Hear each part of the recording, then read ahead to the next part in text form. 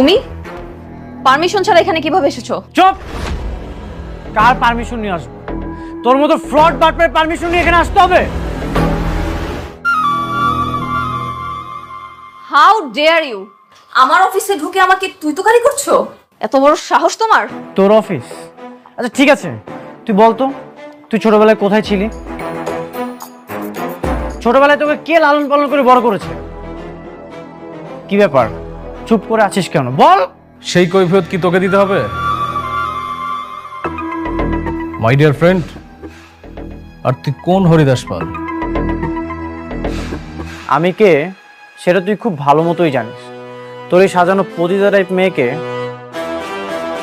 আমি একদিন রাস্তায় ঘাট ধাক্কা দিয়ে ফেলে দিব। কি ছোট লোকের বাচ্চা, তোর এত বড় সাহস তুই আমাকে পতিতা বলিস? আমি এক্ষুনি তোর জিপ টেনে ছিঁড়ে ফেলবো। এই সিকিউরিটি গার্ড, সিকিউরিটি গার্ড, ওর হাত পা ভেঙে দাও এখনই। থামো তোমরা। কার কথায় তোমরা বন্দুক ধরেছো? এই ফ্রড বাটপারের কথায়? তোমরা কি জানো না শালিমা বিল্ডার্সের আসল মালিক কে? নাকি তোমরা এই ফ্রড বাটপারের হয়ে কাজ করতে চাও? তোমরা কি এখনো বুঝতে পারছো না শালিমা বিল্ডার্সের আসল মালিক কে? বন্ধু, চিল্লাই লাভ নেই। ওরা টাকার কথা শুনে, যার টাকা আছে, যার কোম্পানি, ওরা তার। তুই এটাও বুঝিস না? তোমরা সবাই স্ট্যাচু হয়ে দাঁড়িয়ে গেলে কেন?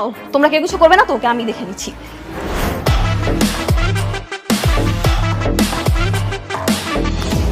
আমি চাইলেই এই হাতটা ভেঙে ফেলতে পারতাম, কিন্তু না, এখন কিছুই করলাম না। তোরা মনে রাখিস, তোদেরকে একদিন এই অফিস থেকে ঘাট ধাক্কা দিয়ে রাস্তায় ফেলে দিব।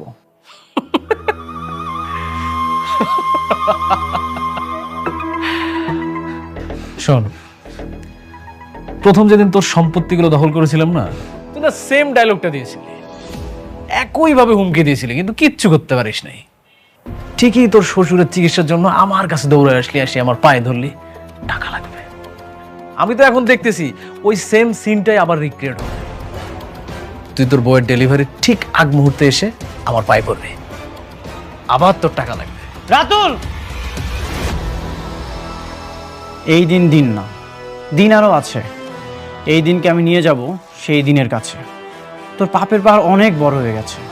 এখন হয়তো তোর দিন চলছে, কিন্তু যেদিন তুই আমার দিনে আসবি সেদিন তোর আমি এমন অবস্থা করব, রাস্তার কুকুরও তোর দিকে তাকাবে না। তুই তাকাইস? তুই তো আমার বন্ধু হইস। আচ্ছা শোনো, তুমি ওর কথা কিছু মনে করো না, ওকে আমি